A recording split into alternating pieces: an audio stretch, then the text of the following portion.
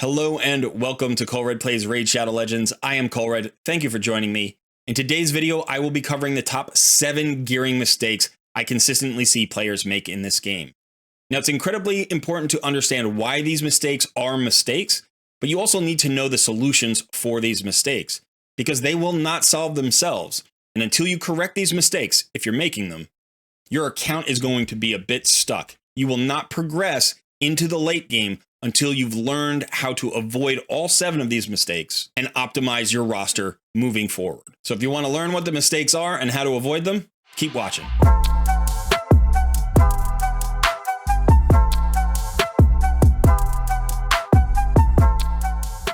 Okay, so the first mistake in gearing is not prioritizing speed. Now, I harp on this all the time in all of my gearing videos, but speed is the universal multiplier.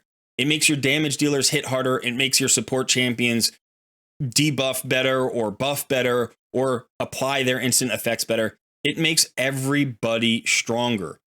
But even though I emphasize this all the time, I think some people don't know either how to get speed onto their gear, or they don't know how important it is, and so they don't necessarily prioritize as much speed as they actually need. So I'm just going to take you through the top 20 champions here or so in my account, and we're going to take a look at their speed totals. All right, so these are all of my 60s, and if we look here, you can just watch the speed stat of these champions. So Cardiel is running at 245, Ultimate Death Knight at, what's that, 226, or 216 rather, 216. Here we have Ragash down at 200. This is a little bit slow. I'd like him a little bit faster. Lady Kimmy at 276. Alil at 189, kind of slow. Mithrala at 262. Arbiter at 323. Nishak at 212. I actually had to slow him down for a specific build. I was running him at like 240 before. Here we have Wither at 257. Sissy of Flametongue is at 235. It doesn't matter if it's a support champion. Look, Mighty Uko at 247, or a damage dealer like Artak, who's at 223, or a damage dealer like Ninja, who's at 216. Maybe we have a Reviver. She's running at 220. We've got Sethalia, who strips buffs. She's at 269. I am trying to run every champion over 200 speed if I can. Anybody who's below 200 feels really slow to me. And that speed number will increase over time, but you have to focus on it right from the early game, because any good speed pieces stay with your account and any bad pieces get removed. So we're going to talk about how to get speed on your champions and then the numbers you want to look for depending on where you are in the game. Okay, so the first biggest chunk of speed that you can get is from a speed boot like we have up here. So it doesn't matter what the set is, any set that has a speed main stat on its boots is usable for most of your roles. Remember, 99% of your champions are going to want speed boots. There are some exceptions. The primary exception is going to be your arena nuker. So for instance, if we look down here at Genbo, Genbo is my arena nuker. I am running him in attack percentage boots. However, you'll still notice that he is running at 221 speed, which is decently fast. So if you're taking those 40 or 45 points of speed off of your boots, you need to get those points back through your substats. So substat rolls in speed are incredibly important. And it doesn't matter if you have speed boots or not. You still always or almost always want speed rolls in your substats on your gear. So if we look at Genbo here, we've got a speed roll on his weapon. We've got a speed roll on his helmet. We've got a speed roll on the shield. We've got a speed roll on the gauntlets.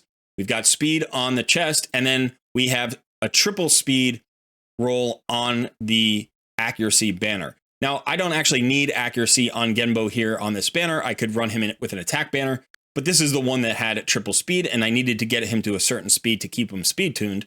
So that's why I have this banner. Speed is incredibly important. Speed substats are incredibly important. Speed glyphs are incredibly important. Get as much speed as you can onto every champion that you can. Do not neglect the primary role of that champion to get speed. We're not prioritizing speed over the primary stat that that champion needs for whatever its role is. So accuracy for debuffers, crit rate and crit damage for your nukers, and so on and so forth. And we'll talk more about that as we go. But when you start off, you might not think that you need that much speed. Like you might get from 106 base speed on a champion to 140 and be like, wow, I'm running him really fast. You're not. That's not fast enough. Early in the game, I'm talking about the first month of the game, your champions that you're building out, your 6-star champions, should probably be running somewhere between, say, 140 at the absolute slowest, and maybe even 200. You might have one champion who gets up to 200 or a little bit faster. When I got my Runekeeper Dazdurk on my Lobby account, I got him to 230 speed the day I built him, and that was about 35 days into the game. So that range of speeds needs to keep creeping upwards, and the only way to do that is with speed substats on all of your gear. And then also think about the sets that you're putting on the champion. Obviously, speed sets are incredibly important. Perception sets add speed. You also have some other special sets that add speed. So look at all of those sets as well. But remember, if you have a set that gives you speed as a set bonus, you want speed substats on those pieces, or you're not really getting the full value out of it. If I have a speed piece that doesn't have a speed substat roll, I'm probably going to throw it out. I will probably throw it out, not early game, but by mid game, that is the gear that I cleanse. Every single piece of speed set gear that I own should have a speed roll on it somewhere. Now, I've called speed the universal multiplier, and I want to talk about that for just a second. Obviously, the more turns that you can get, the more hits you can get, right? The more skills you can apply. So let's say I take my Newt here and I'm looking at him. He's running at 201 speed. I'd love to get him faster, but this is about as much speed as I could get on him. I still have yet to glyph him out. So when I glyph him out, I'll probably get another 15 or 20 speed here. So I'll be running about maybe 220 to 225, which would be perfect. That's actually a really good speed for Newt. But in addition to that, I have him in a relentless set. So I wasn't simply going for the most speed I could get. I'm going for the most number of turns I can get. And relentless gear gives me a chance to get free extra turns. That's like having a lot of speed. It differs in the sense that he's not going to go higher in the turn order, right? If he had more speed, he would go before other champions, and I don't necessarily want him to do that. But getting 18% extra turns allows him to get more hits in and do more damage. And primarily, he is a damage dealer. But he also has a really good debuff. He has this A2, which is an AoE that has 100% chance of decrease attack and weaken. Now, you'll notice that this debuff is up for 2 turns on a 3-turn cooldown. It's important to remember that debuffs tick, their durations tick down based on the enemy's turns. So these are 2 enemy turns, not 2 of my turns. So if I can be going 50% faster than the enemy so that I can get 3 turns in when the enemy only takes 2 turns, I can get back around to this skill and reapply it and have it up 100% of the time on the enemies. And 100% uptime on debuffs is really important. So rather than thinking about bringing in a second weakened champion, I can just get Newt running fast enough that he alone, by himself, can keep this debuff up 100% of the time. So speed is not just a multiplier for damage, it is a multiplier for your debuffers in terms of like reducing their effective cooldowns based on the turns, the relative turns between how fast they're going and how fast the enemy is going. Okay, so you need speed, speed, and more speed on 99% of your champions. There are some very rare exceptions. For instance, if you're building a slow boy for a budget man-eater unkillable clan boss team, in that case, you need to get to a very slow speed and you don't want any speed substats or as few speed substats on the gear as you can get. Likewise, if you need to hit a specific speed for a speed tune, then that's more important than just piling on as much speed as you can get. But before you get into speed tuning and, just in general as a way to multiply the effectiveness of your roster, speed is king. Okay, so now we come to the second mistake. The second mistake I see is not emphasizing or not prioritizing accuracy on your debuffers. You need a lot of accuracy in this game, and debuffers are fairly useless if they don't land their debuffs. So you need accuracy, and your accuracy requirements will ramp up as you increase the stages and difficulties of the enemies you face. So for instance, the accuracy you need at stage 10 of Dragon is much lower than the accuracy you need at stage 20 of the same dungeon, or just in general. As you climb Doom Tower floors, the waves that you are fighting, the bosses that you are fighting will have increasing resistance. So you need to increase your stats to match. Now, right here, I have Vizix the Unbowed. Now, she is a great champion. She has turn meter decrease on her A1. She has a decreased speed on her A2, and she has a provoke on her A3. So she needs accuracy. And as you can see, even though I'm running her fairly quickly at 240 speed, I'm also prioritizing accuracy. I've got her to 354 accuracy, which is high enough for every dungeon, all stage 25 dungeons, and is pretty good in Doom Tower up to maybe the top 30 or 40 floors in Doom Tower Hard, where it starts to get stretched a little bit thin. So I would like to add about 30 or 50 accuracy onto her kit, but I'm close enough to being maxed out here. One thing to consider is that I do have the accuracy masteries on her. So if you look at the accuracy masteries, this first one, pinpoint accuracy, that gets added to your stat total. But the second one here increases accuracy by 20 when this champion has no skills on cooldown. That doesn't show up in your stats. Likewise, the third one here, Swarm Smiter, this doesn't show up in your stats. It only gets added to your stats when you're actually in a fight. So you could pick up 36 accuracy here when the conditions are being met for these masteries. So even though I'm running at 354 accuracy here, this will at times be as high as 390 when the conditions are being met for those masteries. Okay, so the first and best way you can get accuracy onto any champion is with an accuracy banner. Okay, so you want to look for accuracy banners for any of your debuffers or any champions who need to either land a debuff or have an instant effect that affects the enemy, like a turn meter decrease. Okay, so accuracy on these champions, accuracy banner.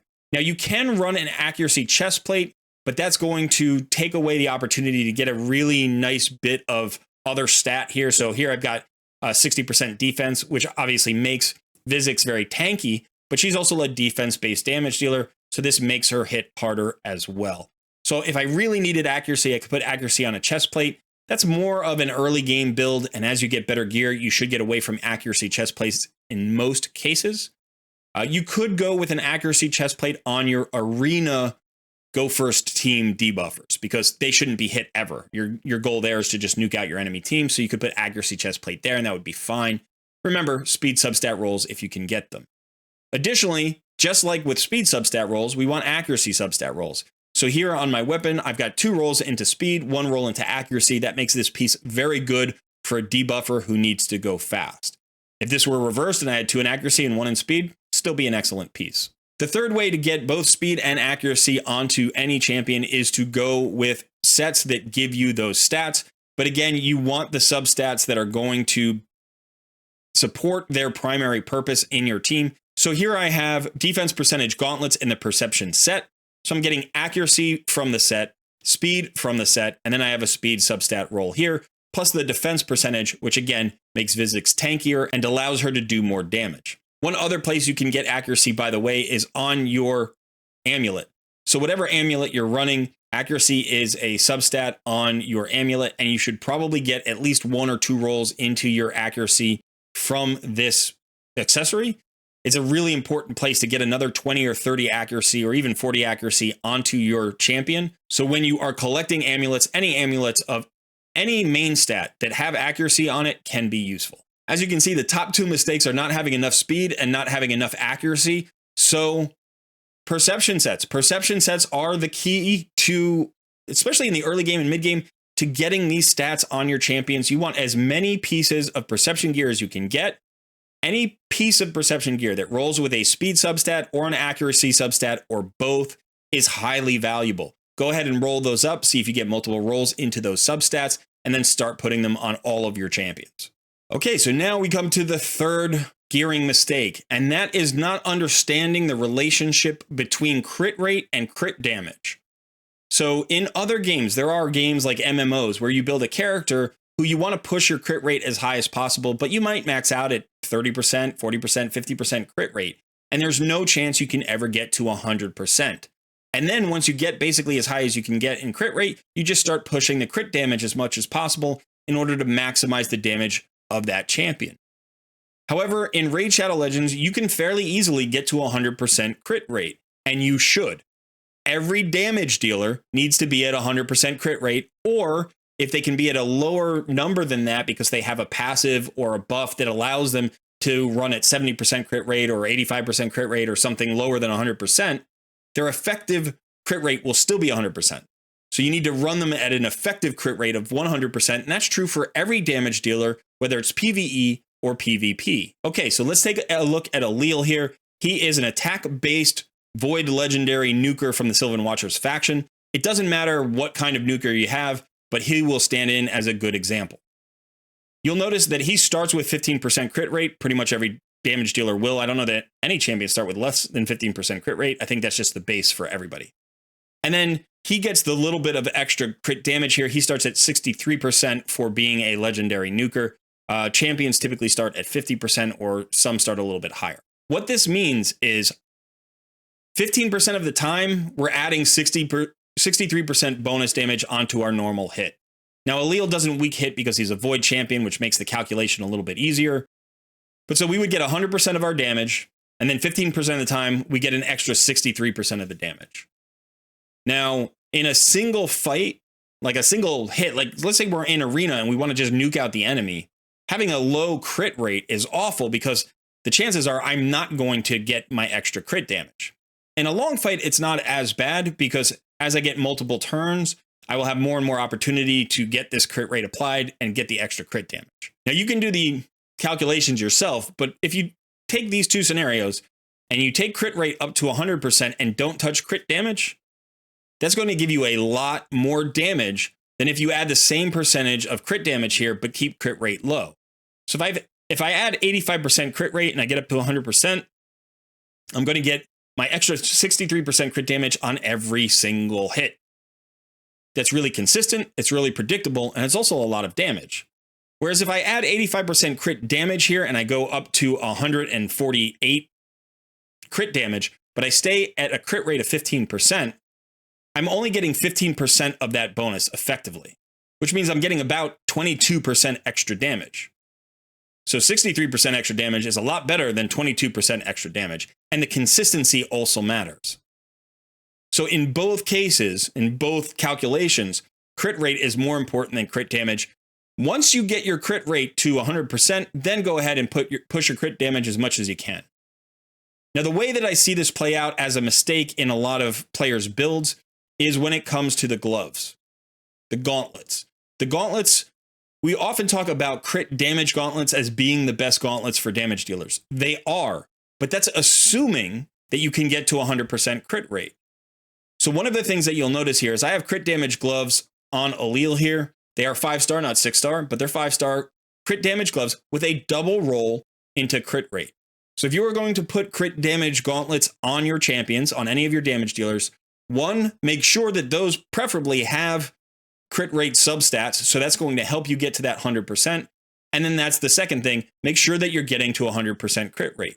If you cannot get to 100% crit rate, or at least very close, let's say 95% or better, you're better off swapping to crit rate gauntlets, getting to your 100%, and then pumping your crit damage through substats. So early in the game, you're going to be running a lot more crit rate gloves than crit damage gloves. And when you get to very late game, you are going to be hopefully collecting more and more crit damage gloves with crit rate substats. Now, it would be even better here if I had a speed roll on this piece. I don't. That's why he's running a little bit more slowly than I'd like. But again, these are great gauntlets. Crit damage with a double roll into crit rate. And they're in the Savage set, which means I get to ignore defense as well. So remember, prioritize crit rate over crit damage up to 100%. Crit rate in excess of 100% is not valuable, so don't worry about it. You don't want to be at like 115. That's not better. You can't get super crits or anything like that in this game. So get to 100%. If you're up over 100% a little bit at 103, 108, whatever, that's fine. But make sure you prioritize crit rate first, then crit damage. Okay, mistake number 4 is not understanding how some champions deal damage when they are not direct damage hitters. So we were just looking at Alil, who does his damage directly to the champions through his hits. But now we have Artak. Now, Artak is a very good damage dealing champion. He's an amazing damage dealing champion, but he doesn't do it through direct hits. So his hits themselves aren't really that strong. Most of his damage is going to come from his HP burns. So if we look here, he has an A3 that attacks all enemies and has a 100% chance of putting an HP burn debuff on those enemies for 2 turns. Now, we know that the HP burns are one of the ways to do a lot of damage, but even more than just applying HP burns, he also has an activation. So he can activate the HP burns. And when you have a lot of enemies out there that all have HP burns on them, say you're in Doom Tower wave content, you have 5 enemies that all have HP burn. Each HP burn does 3% of their HP as damage. So when you activate the wave's HP burns, you're setting off 5 HP burns simultaneously. So that's going to do 15% of their HP as damage to all of the champions. So that's a nice hard hit. When you're in a place like Spider Boss, when you've got 11 enemies out there, you're setting off 11 HP burns simultaneously. So you can do tons and tons of damage to your enemy waves based on these HP burns. Now, Artak can be built with 100% crit rate and a lot of crit damage, and you can pump his damage that way. But that is only improving your direct damage portion of the damage. It's not improving the HP burn damage. This is also true for poisoners. HP burn damage can't be changed based on your stats. The only thing that would increase HP burn damage would be another debuff like a weaken or a hex. So without those other buffs, just in the build of your champion, you can't actually increase that damage. There is no way to make Artak hit harder in his HP burns. So you could go for that extra damage with 100% crit rate and some crit damage, but in reality, in most cases, you don't need it. In Spider Boss, you need none of that direct damage.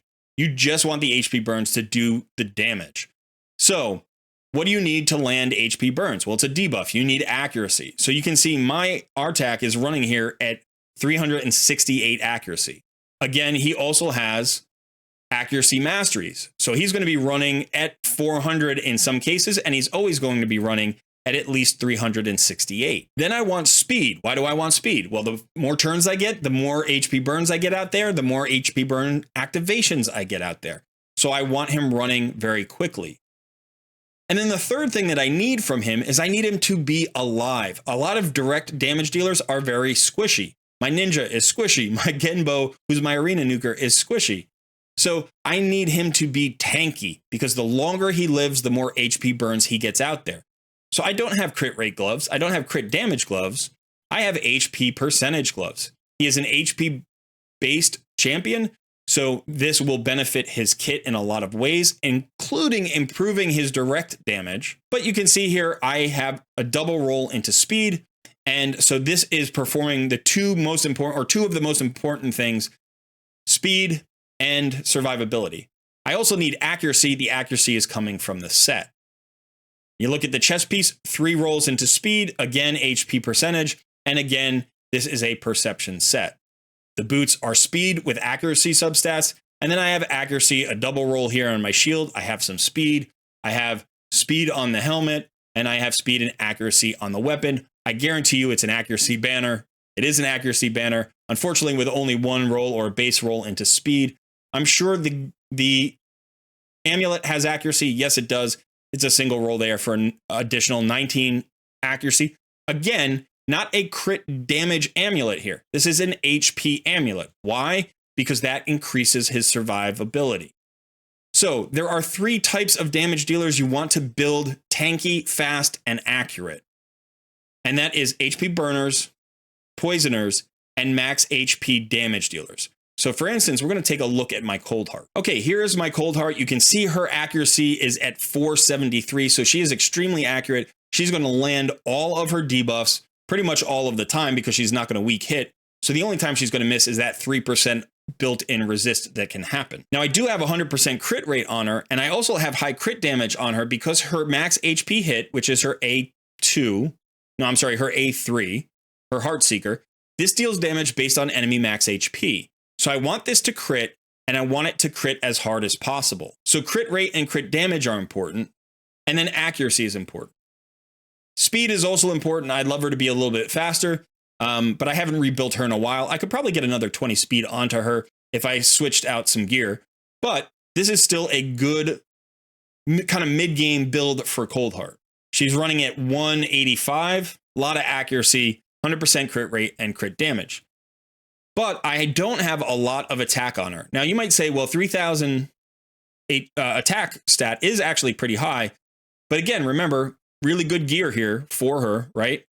But now let's look at the actual chest piece. So the chest plate here has defensive percentage. I didn't put attack percentage chest plate on Coldheart. Why not? Well, just like Artak, who is an HP burner, Coldheart gets her damage primarily out of this A3. And this does damage based on enemy max HP. I can't change the enemy max HP. No stat that I add will change the enemy max HP. And even though I get a little bit of extra damage out of the attack stat here, so I don't want to completely ignore it, I want her to be alive so that she can do this damage. And that means I can put her in an HP percentage chest or defense percentage chest. That's going to keep her survivable, which means she's going to get to this Heartseeker more times. She's not going to keep dying. She's also got the accuracy to land the turn meter decrease, and then she has some other debuffs. She has a heal reduction and some poisons as well. So accurate, fast, 100% crit rate, as much crit damage as I can get, and I worry about the attack percentage last. If I look at the banner, it's going to be an accuracy banner with some speed on it. And if I look at the amulet, in this case, it's going to be crit damage. But again, I'm looking for accuracy on this amulet as well. Just one last look at a poisoner. So here I have Venomage, who is my solo poisoner for Dragon and Ice Golem. And you'll notice I put a lot of HP onto this champion, over 60,000 HP. Speed is pretty good at 200 and what's that, 36. And then accuracy, as much accuracy as I realistically need here. Just for dungeons, stage 25, you need about 275 accuracy. I am here at 269, which is close. I could probably get a few more accuracy onto Venomage with some glyphs, but I'm close enough for this to work as a solo build. Now, Venomage's abilities do damage based on attack, but I don't care about how hard they hit, really. I do want a little bit of damage here because she is a solo champion. So I have gotten about 2,300 attack onto her, but that's really an afterthought. If you look at my gauntlets, they are HP percentage. If you look at my chest piece, it's defense percentage. I need this champion to stay alive. Then I have the regeneration set and the immortal set to keep healing her. And the faster she goes, the more heals she'll get. The higher her accuracy, the more likely she'll land her poisons. And that's how she does damage. So whether you're building an HP burner, a max HP hitter, or a poisoner, you don't need to worry about crit rate or crit damage, and you don't need to worry about attack stat or defense stat or whatever their main damage dealing stat is. You don't need to ignore it. That's not the thing that I'm trying to say here. But you want to prioritize the damage that's coming out of either the debuffs or the max HP hit. So keep your champions alive and then build your gear with that in mind. Now, Venomage is also a champion that's good to look at when we talk about mistake number 5, and that is trying to do too much with the same champion. Some champions can fulfill multiple roles. They may need a lot of stats. We call them stat hungry. And sometimes you want to make sure that a champion can be as effective as possible by doing as many of its potential roles as possible. So I might look at this champion and I might say, hey, if I can put some crit rate and crit damage on this champion, that would allow me to do even more damage. I'd be getting the poison damage and I would be getting the direct damage. Artak is another good example of this, right? It doesn't have to just be one of these champions, though. It could be another champion. For instance, one that everybody has right now is Wukong. Okay, so I haven't built out my Sun Wukong on my main account, but I have built him out on my newbie account that I'm running right now. He's one of my most important champions. And I want to talk about Sun Wukong because he's a very good example of a champion who can do two different roles really well. So if we look at his kit, on his A1, he has a stun. On his A2, he can sheep a champion, can sheep a target. And then on his A3, he can steal all the buffs from the enemies and place block buffs, debuffs on them.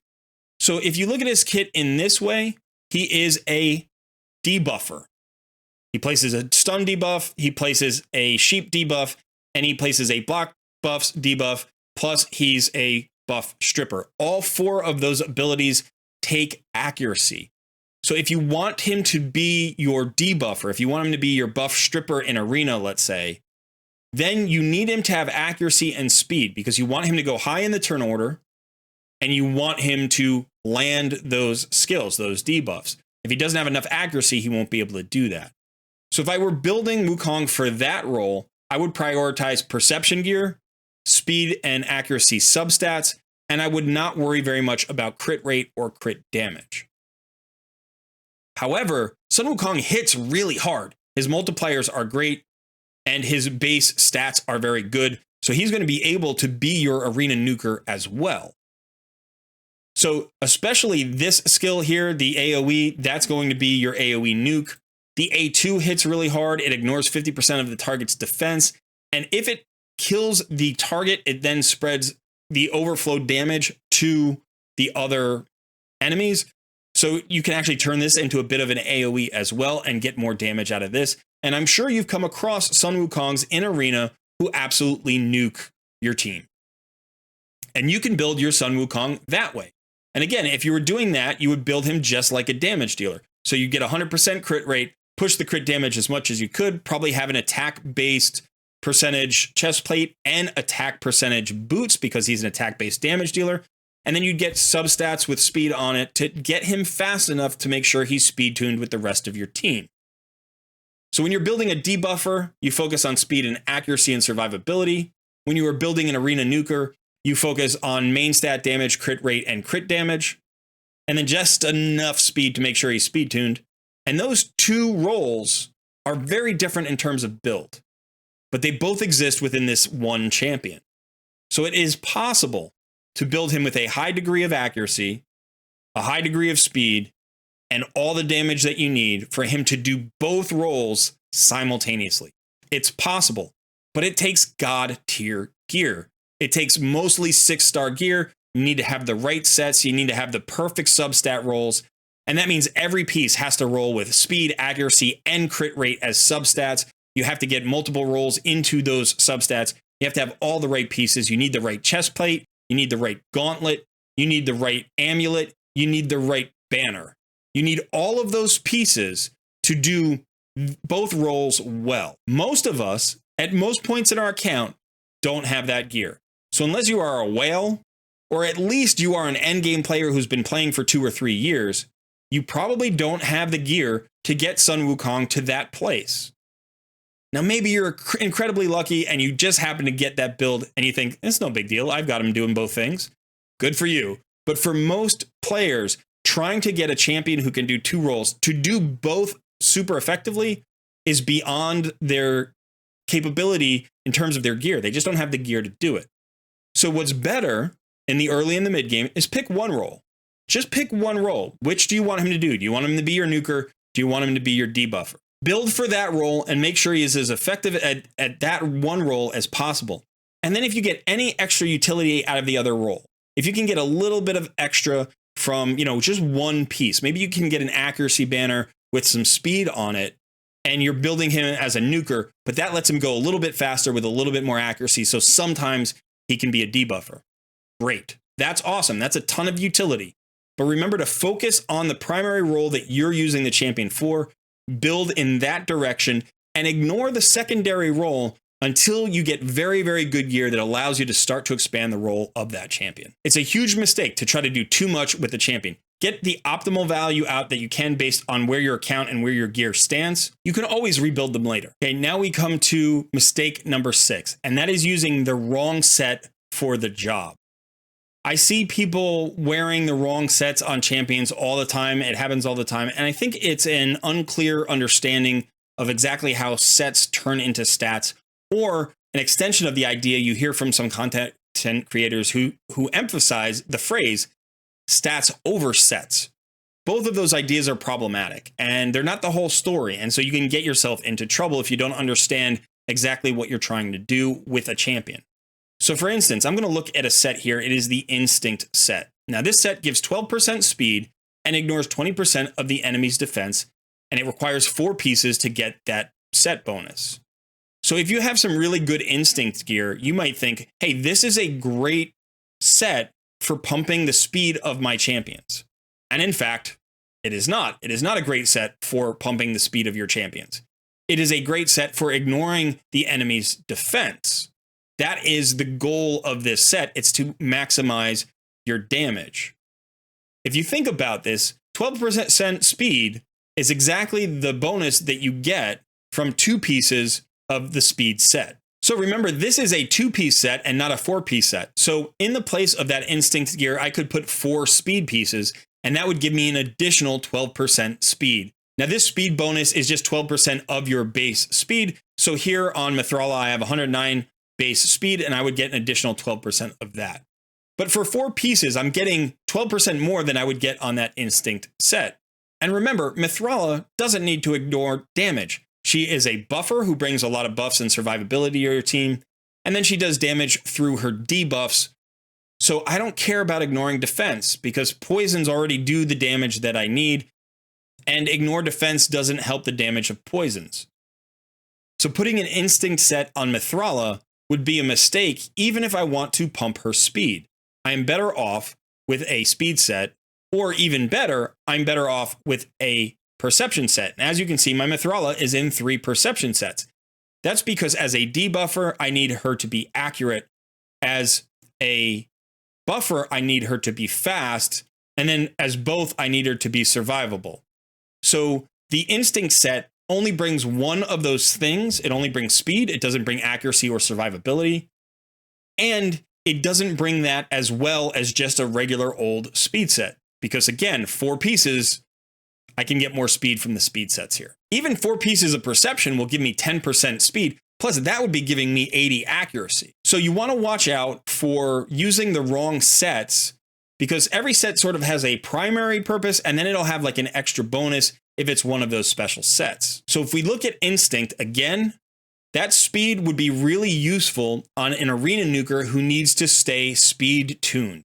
Or it could potentially be useful on a clan boss's damage dealer who needs to squeeze as much speed as they can to get up to a particular speed they need for that speed tune, right? So again, if you need a little bit of extra speed on a damage dealer, this is a very good set, but the primary purpose of this set is to ignore enemy defense.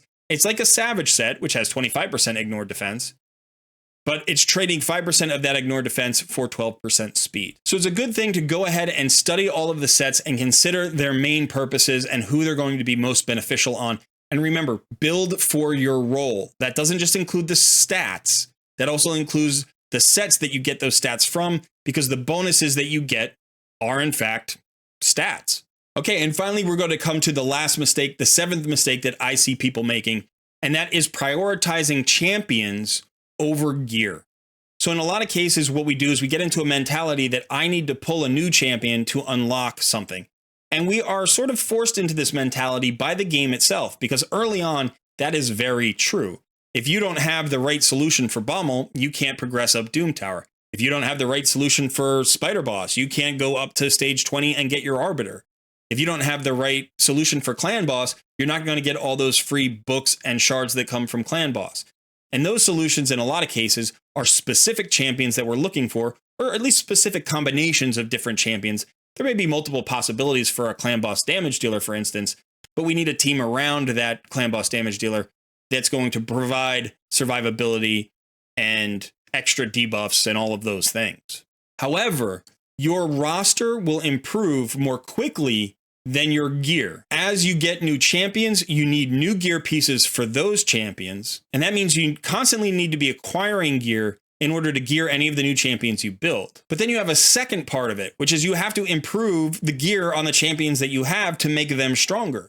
If you have a phenomenal Clan Boss damage dealer, but you can't get past Nightmare, and you look at your damage dealer and you're like, well, they're in all 4-star gear from the beginning of the game, that's a problem. Why don't you have 5-star gear or 6-star gear on that champion? You could get an extra 20-30% crit damage. You could get an extra 100 accuracy.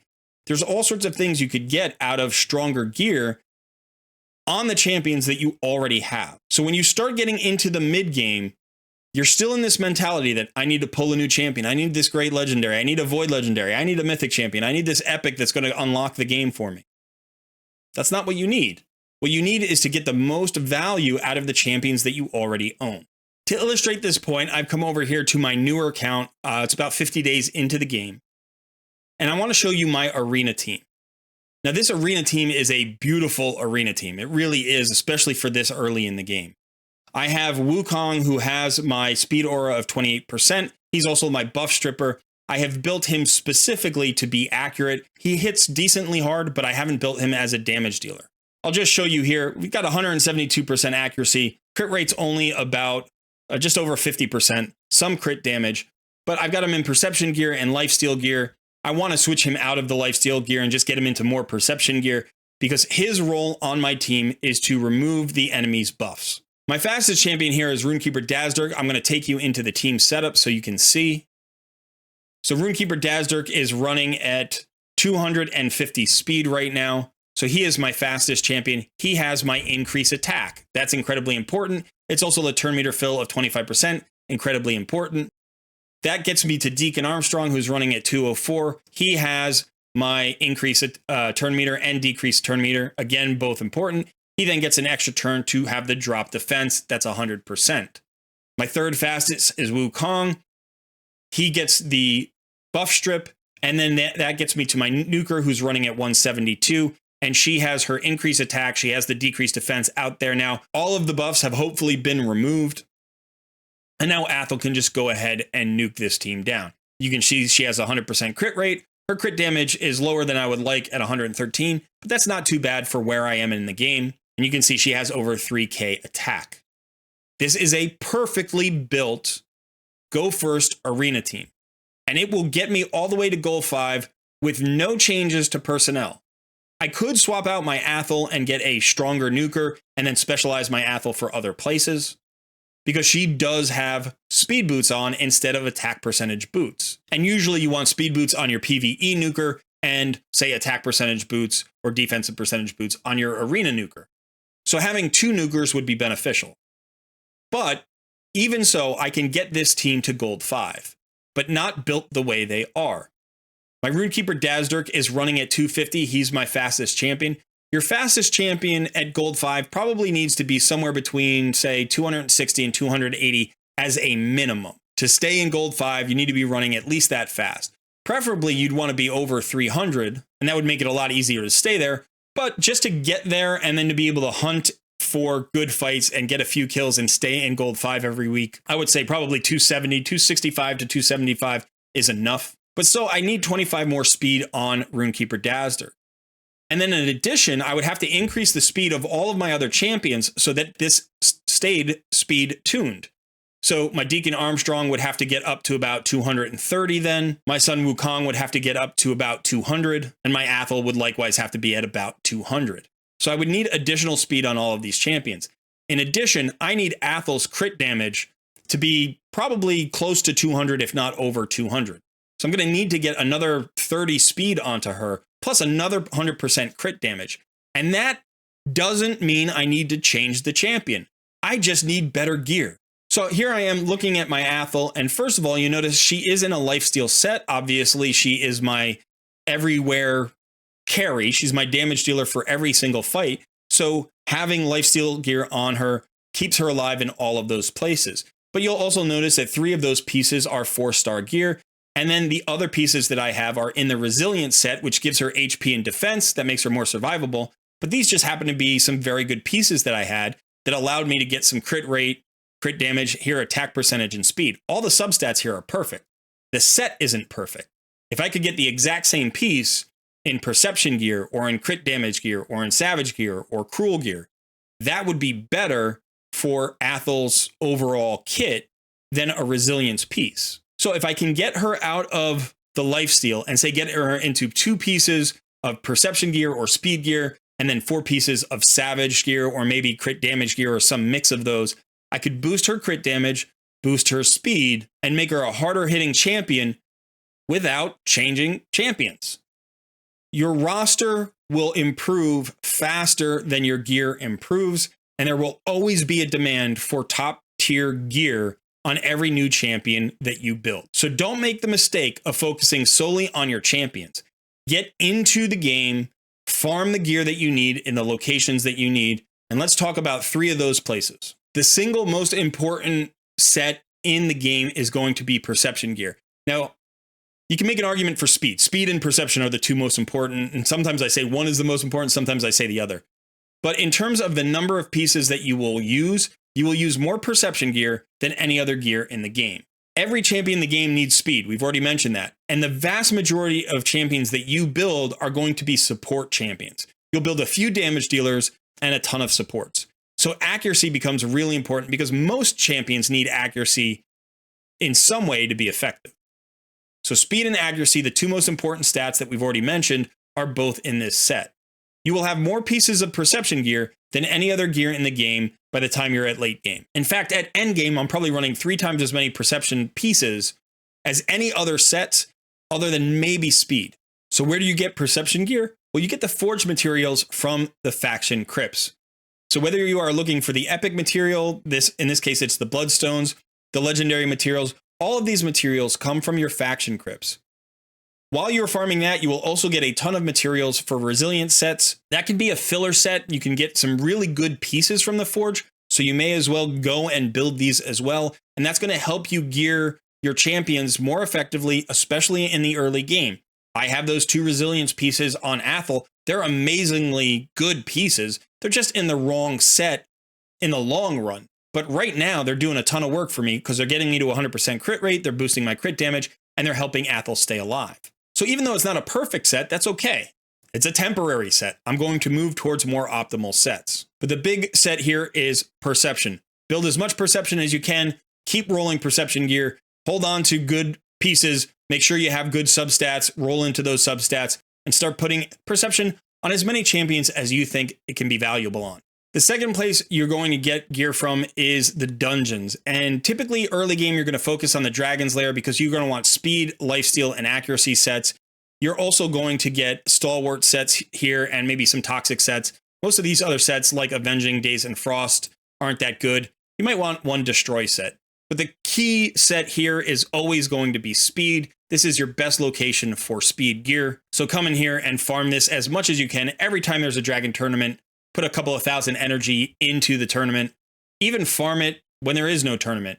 During a CVC, anytime you can get extra points or extra value for your resources is good. But you will spend more time farming Dragon Dungeon than any other dungeon in the game, primarily for the speed set. The Fire Knight Dungeon has maybe the most good sets in the game. You have Savage set, which is probably the best damage dealing set in the game.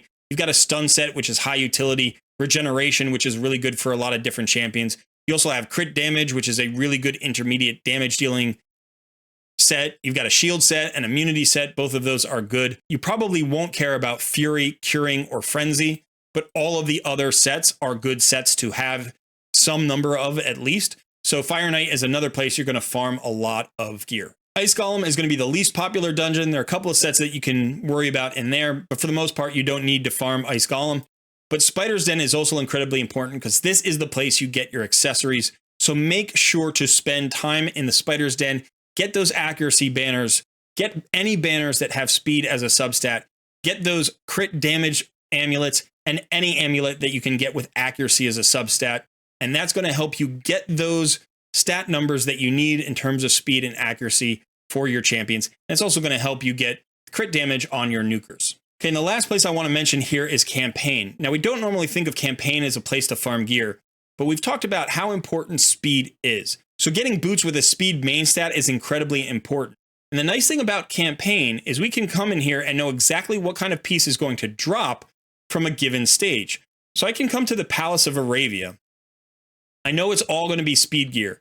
I can go ahead and go to stage 6, and you can see that's going to be boots. So if I farm stage 6, I'm going to get some speed boots with speed main stat. Now, some of them will be 3 stars. You can see some will be 4 stars, some will be 5 stars. But early in the game, when you're trying to get as many speed main stat boots as you can, this is a great place to come. If I wanted to get the boots in the speed set, I come to Palace of Aravia. If I am interested in lifesteal, I come here to Valdemar Strait. And again, I go to stage 6 and I can get me some boots here, either maybe with attack percentage or with speed as the main stat. Even common boots have the same main stat numbers based on the stars. So I will get 40 speed out of a 5-star boot regardless of if it's a common, uncommon, rare, epic, or legendary. Doesn't matter. They all give me the same main stat. Now, I won't have as many good substats if the rarity is lower. But again, early in the game, that doesn't matter as much as just getting that speed on the main stat. So come in here and go ahead and farm some speed boots. Again, if there are other sets like the accuracy set you want, you can go to a different chapter and just go ahead and farm stage 6. Or if you want to farm, let's say, speed gear, and you just want speed gear, another option is to come to stage 7 and just fight the boss. Now, you won't know which piece drops. It could be any of the 6 artifacts. So it could be a glove, it could be a shield, whatever. But you have a higher chance of good rarity here. So these can drop up to rare rarity. And so you are more likely to get good substats on those pieces. So if you want, you can come here and farm the boss as well. Typically what I do is anytime I have a daily quest that says farm a campaign boss, I come here to Palace of Aravia and I farm stage 7 here. And I don't care. It's only 3 runs, right? I only have to run I only have to beat the boss 3 times. So come here and run this stage instead of running 12-7. You'll get a little bit less XP, but you might roll into some good speed gear. And just a few pieces can make a big difference to your account, especially if you get it on your fastest champion. If you can push that fastest champion, your speed lead in arena, by 10 or 20 speed, that can make a huge difference. Okay, so there are the 7 common mistakes. I am going to mention one more thing. It's sort of a bonus tip here. It is not a mistake necessarily, it can be.